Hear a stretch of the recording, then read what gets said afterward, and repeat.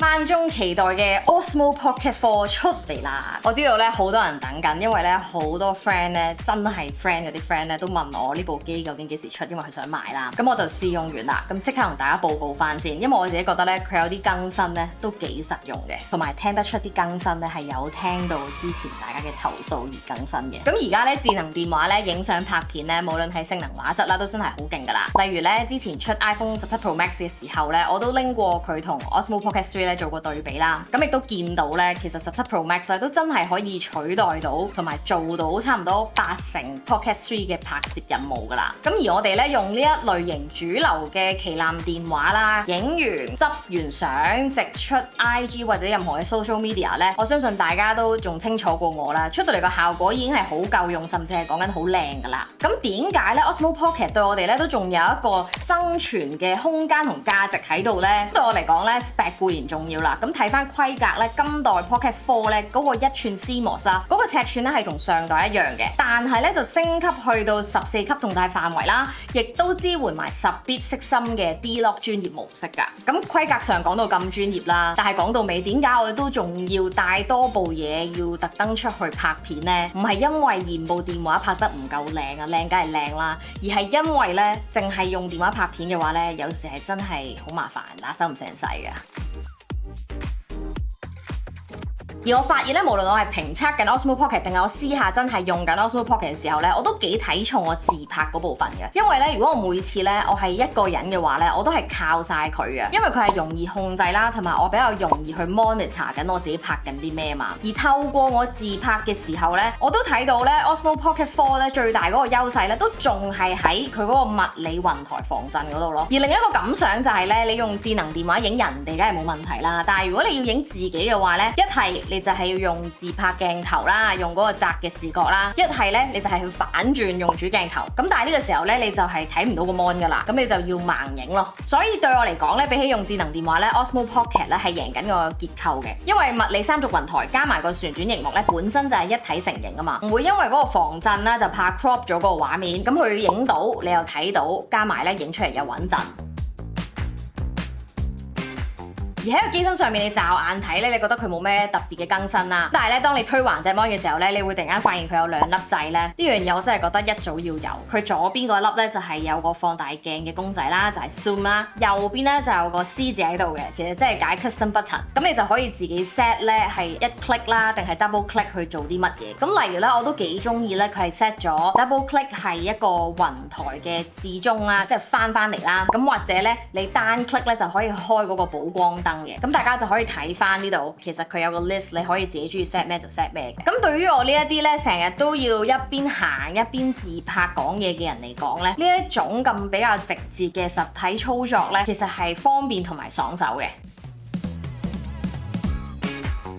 咁提大家咧，有個功能咧，記得要用喎，就係咧去 menu 嘅第二頁，記得超清楚，就係咧登記主角啊，有種 Face ID 嘅感覺啦。咁最多咧可以登記3個人樣嘅。咁然後咧你 roll 機嘅時候咧，揀埋登記主角優先 mode。咁我就幫大家試咗噶啦。你拍嘅時候咧，如果你揀咗係你自己嗰個樣咧，你真係唔會俾其他人搶到你個 photo 嘅。咁所以咧呢個時候咧，你就會覺得更加安心，更加有安全感咯。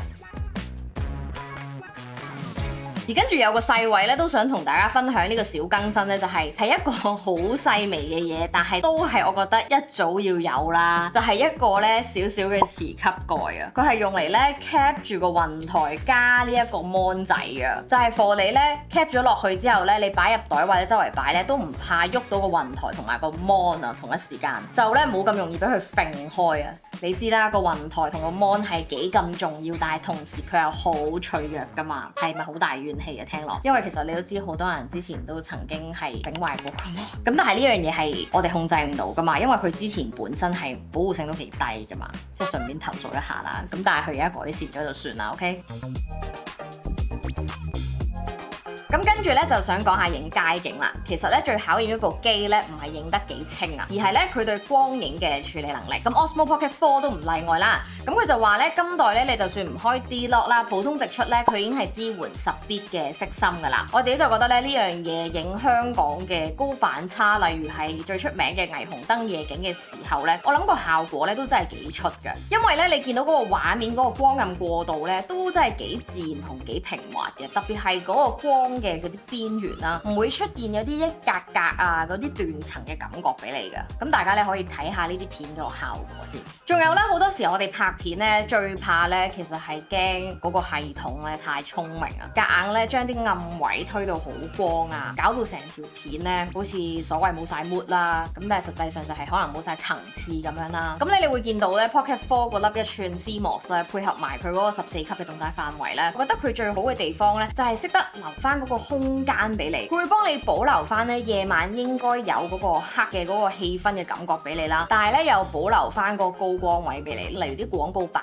啊或者路燈咧，佢唔會爆晒嘅，佢會令到你覺得成個畫面咧都有翻啲層次感啦。而白平衡方面咧，我覺得都算係穩定咯，唔會話因為街頭係一啲五光十色嘅感覺而跳嚟跳去。所以咧，如果你都係追求一種咧係還原到真實嘅感覺嘅，係想有翻啲生活氣息嘅一啲街頭記錄咧，我會覺得 Pocket 4都盡量俾得翻你有一種係踏實嘅質感嚟咯，而唔係幫你用一啲演算法或者一啲數碼嘅感覺畫面嚟嘅。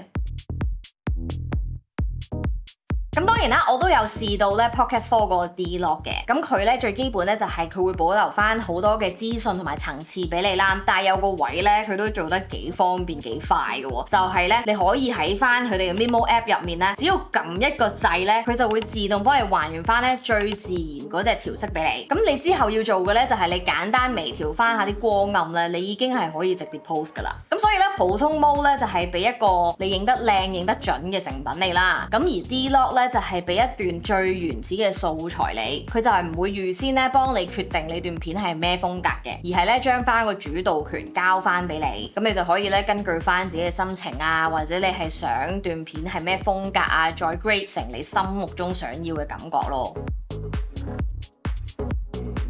咁如果你覺得調色係要慢慢嚟嘅話呢，咁以下呢啲升級呢，就係明顯係想幫大家呢懶住都可以靚靚出片噶啦。唔知大家仲記唔記得之前 Fujifilm 咧咪一次過放晒嗰啲菲林模擬嗰啲甩屎出嚟嘅 Pocket 4咧，今次直接喺部機度內置咗6個嗰啲菲林模擬濾鏡，咁只要咧你喺熒幕啦右邊向左一 swipe，你就可以咧喺嗰度揀幾個濾鏡嚟用噶啦。咁多個入面咧，我試完之後咧最中意就係 CC 膠片啊，咁佢係嗰啲偏冷嘅色系啦，開咗之後咧成個畫面咧會有一種通透感喺度噶，咁加埋個天啦，香港都影到日本咁啊，最重要嘅係令到我啲皮膚都通透啲嘛。而 NC 膠片咧就最重富士菲林味啦，咁就會偏黃少少啦，咁而黑色就會有少少 fade 啦。清新咧就係自然啲嘅冷色系，皮膚咧白得嚟會帶少少紅潤啦，直出就有靚色噶啦，就唔使再慢慢咧入呢個剪片 app 套甩屎啦。跟住呢個更新，我都會列入做一早要啦嘅更新，就係呢一個 Pocket 4支援埋呢個機內美顏啊！大家都明白啦，大家都只是人，係咪？唔會無時無刻都係完美嘅狀態㗎嘛，即係可能突然間爆粒瘡啊，突然間皮膚乾啊咁樣。咁佢機入面咧就已經係可以微調呢個磨皮啦、美白啦、膚色啦，幫你輕輕磨走啲唔好嘅嘢啦。因為之前喺 app 度先可以做到㗎，非常之麻煩㗎，拎住部機又要攞住部手機喺度撳㗎。咁我自己就建議大家咧，根據翻環境嗰個日光又好或者燈光又好咧，微調翻個膚色咧，其實個氣色已經爭好遠㗎啦。畢竟咧今時今日咧喺呢個 social media 咧呢個外貌焦慮，大家咧都唔想咁赤裸㗎嘛，係咪？咁今次咧 Pocket 4咧仲有粒磁吸補光燈跟埋添，咁就直接拍落去嗰個鏡頭後面啦，咁就直接用呢個 Pocket 4攞電嘅，咁就用得噶啦。咁亮度同埋色溫咧都係透過燈上面2粒掣去調校嘅啫，咁就分別有3個等級可以校嘅。咁除咗咧喺啲低光環境或者背光嘅環境有用之外咧，咁你行街咧一定會有啲5顏6色嘅光源啊、燈啊打落塊面度噶嘛，咁呢個時候咧就好有用啦，同埋咧打落隻眼度咧都會精靈啲嘛。4咧將咁多功能咧整合好晒落一部機仔度咧，直出咧呢一個電話最大嘅優勢咧，好似都已經有少少失色啊！點解咁講咧？因為 Pocket 4咧已經支援埋呢個 4K 240格慢動作啦。對於中意影下貓貓狗狗啊或者影下運動嘅朋友咧就好啱用啦。講緊上代只係支援 4K 120格5倍慢動作啦，Pocket 4咧就可以做到10倍嘅慢動作啦。你睇下佢跳起可以拉長去到50秒慢慢睇啊！仲有嘅係今次咧亦都實現咗咧6、4機期間咧嘅2倍變焦啦，可以睇到咧係幾 smooth 噶，都好適合咧呢一種日常片嗰陣時去用。最重要嘅係咧喺2倍變焦嘅情況之下咧，都可以做到智能跟隨喎，即係你點行咧 Pocket 4都會追到。如果你都好似我咁啦，有機會 one man band 拍嘢嘅話咧，呢個功能係必須要有嘅。跟住要講嘅咧就係 DJI 嘅產品最近咧好中意做一樣嘢，就係內置儲存。Pocket 4咧就內置咗107GB，可以杜絕咗大家唔記得帶卡嘅尷尬。仲有而家啲記憶卡咁貴，有內置儲存咧就可以頂多陣，等啲卡平啲先買嘛。我覺得呢個舉動咧係非常之實際嘅。講到尾，其實有咗啲智能嘅旗艦電話咧，仲使唔使買 Pocket 4咧？應該係話咧，邊一樣嘢先適合你咧？智能電話咧本身目前咧都係適合 casual 拍片啊。咁可能你會話啊，唔係喎，見到啲人影得好靚嘅喎，好有 production，又可能會影雜誌，又可能會用喺好多好靚嘅地方喎。冇錯，智能電話嘅畫質同埋佢發揮嘅上限，仲有佢嘅可能性係非常非常之高，係極高。但係同時係要有唔少嘅配件啦，同埋要好多知識上面嘅輔助，唔好講到咁高級啦。例如我拍片咧，防震可能要靠雲台啦，收音咧都要有個 receiver 啦。例如你加 filter，可能要有專用嘅 case 啊，或者可能你要買一啲 subscribe 嘅一啲 apps 啊。咁可能你只要加咗好多唔同嘅配件或者係唔同嘅 apps 咧，你成件事已經唔太 casual 噶啦。同埋呢啲咧本身都係一啲成本嚟噶嘛，令到你咧想拍片嗰一刻咧，其實你已經會覺得開始有少少麻煩，然後你開始會有少少唔想用。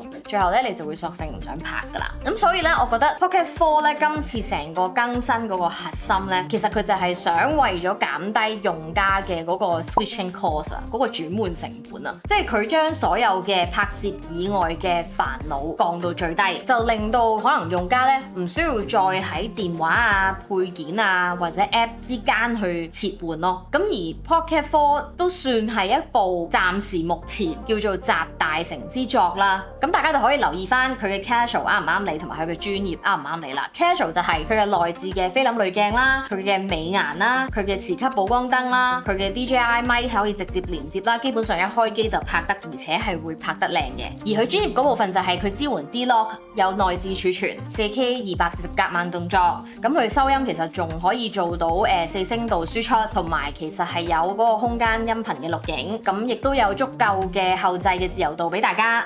睇翻 Osmo Pocket 4咧就賣3489蚊，而佢嘅 Creator Combo 咧就賣4419蚊，咁呢個價位咧都算幾值得入手噶啦。呢條片嚟到最後啦。最後一句啫，其實我覺得 Pocket 4爭少少就已經係接近完美㗎啦，就係直導片嘅 Optimize。點解仲係得 3K 呢？而唔喺雲台或者 CMOS 層面度改多少少，俾個廣角嘅直導 4K 片我呢？點解？好啦，呢條片就嚟到呢一度啦。大家對於 Osmo Pocket 4又有啲咩諗法呢？會唔會想入手呢？有啲咩想我試嘅，或者有啲咩想問嘅，有啲咩疑惑嘅，快啲留言話俾我知。如果中意呢條片嘅話 ，share 埋俾朋友睇，記得 like、comment、subscribe。一有新片就會即刻通知你㗎啦，我哋下次再見。